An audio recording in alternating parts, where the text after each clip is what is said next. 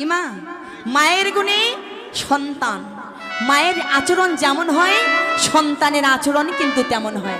মা যদি রংবাজ হয় সন্তানও রংবাজ হয়, মা যদি চিটিংবাজ হয় সন্তানও চিটিংবাজ হয়, মা যদি কৃষ্ণ ভক্ত হয় সন্তানও কৃষ্ণ ভক্ত। হরি বল, হরি বল।